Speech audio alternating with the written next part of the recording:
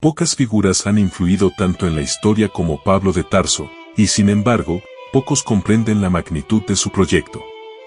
No fue uno más en el relato cristiano, fue el arquitecto. Pablo no conoció personalmente a Yeshua, no fue testigo de su vida ni de sus enseñanzas directas.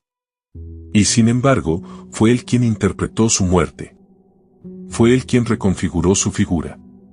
Y fue él quien, sin pedir permiso a nadie, tejió un nuevo relato, uno donde la muerte del ajusticiado se transformaba en el centro de una redención cósmica. Pero Pablo no inventó de la nada, su talento fue otro, supo tomar lo disponible.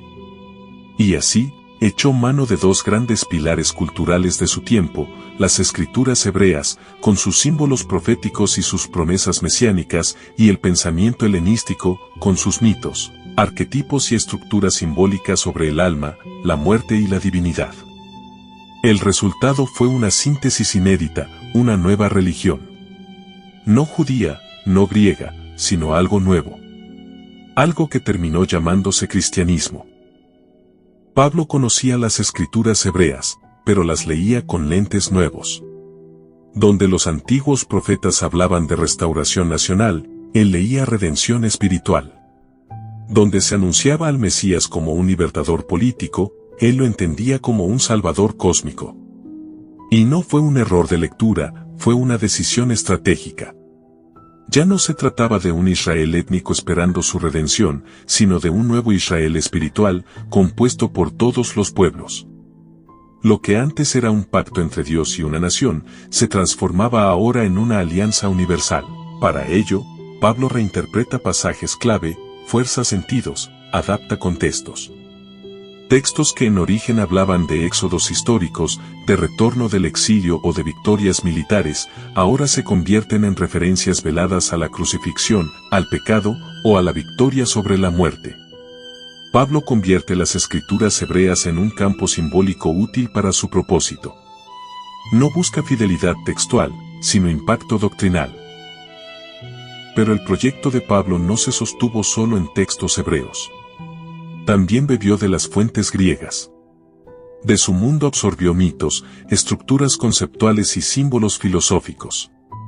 El alma prisionera en la carne, el descenso al inframundo, la resurrección como liberación, la figura del Redentor que vence a la muerte. Todo esto no eran ideas nuevas. Ya flotaban en el aire. Pablo las integró con maestría, y las ancló a la figura de Yeshua. Así, un ajusticiado por sedición, muerto como rebelde en manos del Imperio Romano, fue revestido de un aura divina. La cruz, signo de vergüenza y derrota, se convirtió en emblema de victoria. Y el descenso al Hades, descrito simbólicamente, transformado en triunfo sobre la muerte. Pablo comprendía el poder del mito. Sabía que las multitudes necesitaban algo más que razonamientos. Necesitaban esperanzas. Y les dio una.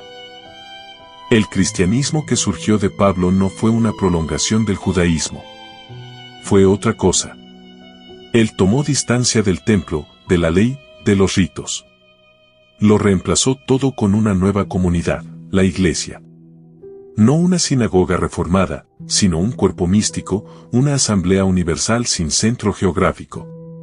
A cambio del sacrificio animal, ofreció el sacrificio del Cristo. A cambio de las obras de la ley, propuso la fe como vía de salvación. Y lo más radical, abolió la necesidad de ser judío para acceder al Dios de Israel. Pablo, en términos estratégicos, destruyó las fronteras étnicas del judaísmo. En su lugar, levantó un puente hacia el mundo no judío. Y para que ese puente fuera creíble, transformó a Yeshua en algo más que un profeta, lo convirtió en Hijo de Dios por la resurrección, en Señor del universo, en el segundo Adán, en el vencedor de la muerte. Todo eso fue obra de Pablo. No de Yeshua. No de Pedro. No de Jacob. Fue la visión de un fariseo, con mente helenística, que vio en la figura de un ajusticiado la semilla de una revolución espiritual. Y funcionó. El relato se expandió.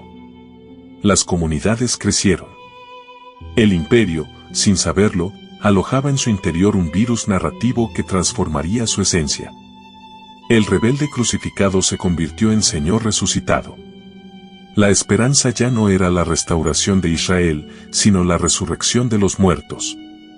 Y el reino ya no era un trono en Jerusalén, sino una realidad interior, invisible, pero transformadora.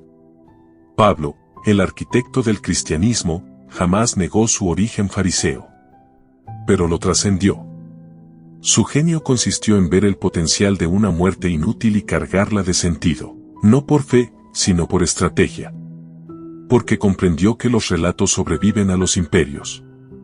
Y porque supo que, al final, no son los hechos los que cambian el mundo, sino las interpretaciones. A veces, la historia no la escriben los vencedores. La escribe quien logra narrarla mejor. Pablo no fundó una iglesia, fundó un mito. Uno que aún hoy, 2000 años después, sigue moldeando la conciencia de millones. Gracias por llegar hasta el final de este episodio de los archivos secretos de Pablo.